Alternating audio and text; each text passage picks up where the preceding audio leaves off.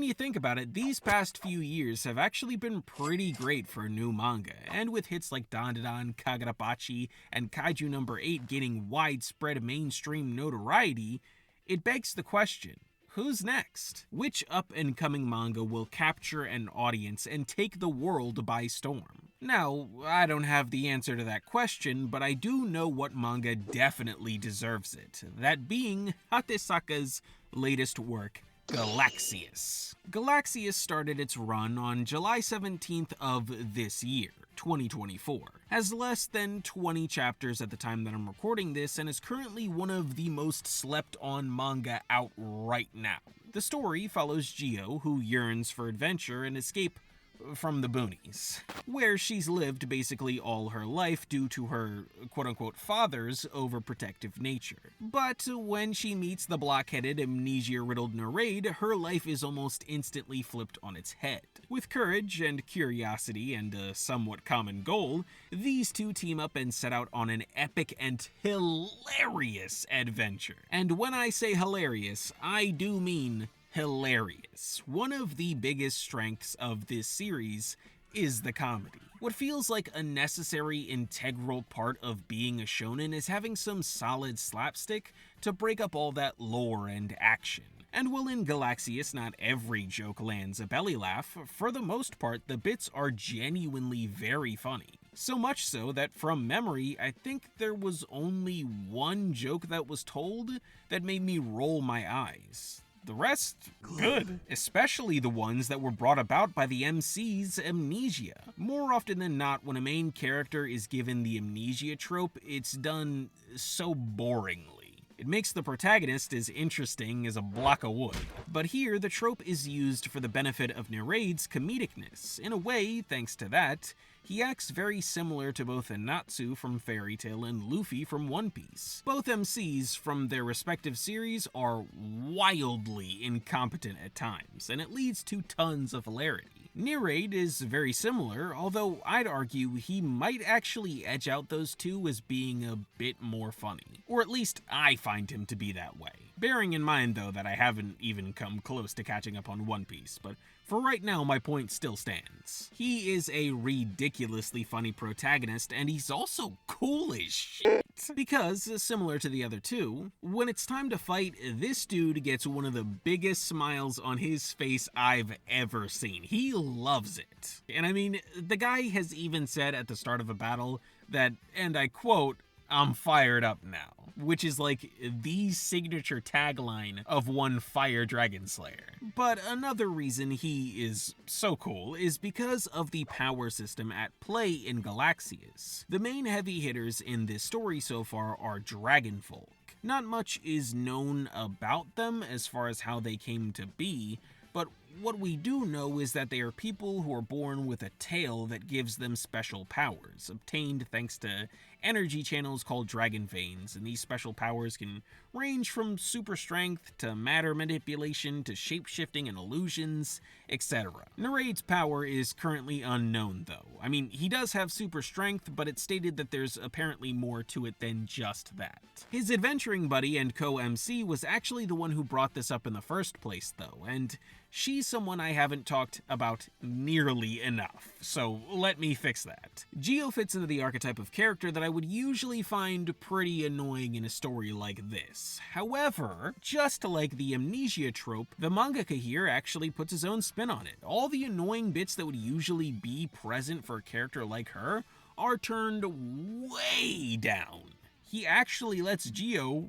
well, be an actual character. She's not some annoying single-minded main character that loves hearing the beat of her own drum. She's funny, engaging, and had a pretty cool fight scene in the first chapter. It was very Tanjiro-esque, and also currently she has one of the funniest jokes in the manga. Now, I'm being extremely nice to the manga here, and obviously I should be, because this is basically a video telling you to go read said manga. But be forewarned, while the manga does start great and then later gets fantastic in the Yubale arc, there There is admittedly a stretch of about 3 or 4 chapters where the manga just kinda spins its wheels for a bit. There is certainly some funny stuff that goes down in that bundle of chapters, but after the epic start of the series, GALAXIAS is unfortunately unable to keep the momentum established at the beginning, which makes it feel like Hatesaka essentially slammed his foot on the brakes, and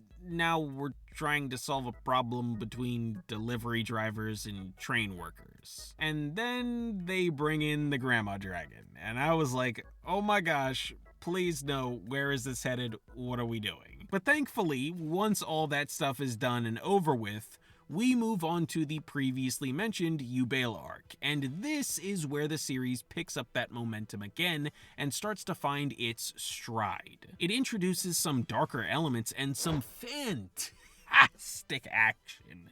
I cannot stress that point enough. And said action is delivered in the fight between not just Narade and Bronze, which is a quick bout, but it's one where Narade is able to show off just how easily he can decimate and play with weaker opponents, but also you have the main fight of the arc, which is between Narade and Chalk.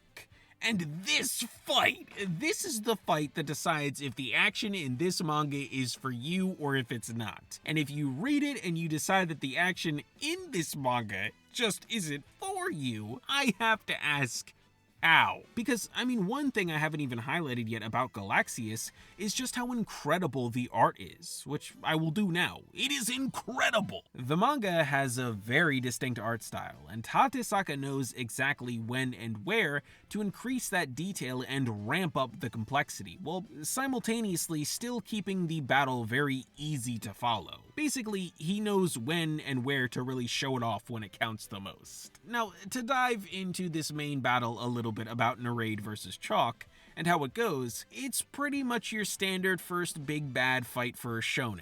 Chalk isn't really anything special as a villain when you bring other manga into the conversation. He most certainly can be intimidating at times, and he has a really cool and unique power, but he's pretty by the numbers as far as villains go for this medium. But irregardless of all of the downplaying that I've just done, Chalk is still a very fun and entertaining first big bad for Narade. And it's also really easy to ignore a lot of the downplaying that I just did, because the fight itself is drawn so well and choreographed so well too. That finishing move and the lead up to it are well worth the read. In summary, GALAXIAS has a heaping pile of potential, that sounds kinda wrong, that the mangaka seems keen on exploring to the fullest. It's got great action, art, comedy, and the core of the story is a lesson so many of us can take to heart. What do you want to do?